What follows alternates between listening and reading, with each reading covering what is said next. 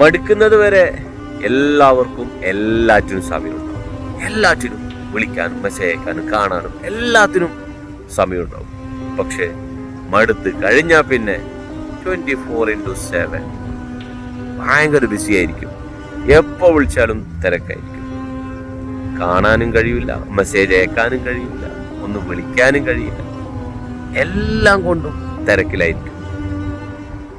മടുക്കും വരെയാണോ പലർക്കും പലതിനോടും കൗതുകം. പക്ഷെ ഈ മടുപ്പ് വരുന്നത് എങ്ങനെയാണെന്ന് ആരും ചിന്തിച്ചിട്ടില്ല. എന്തുകൊണ്ടായിരിക്കും മടുപ്പ് വരുന്നതെന്നറിയോ?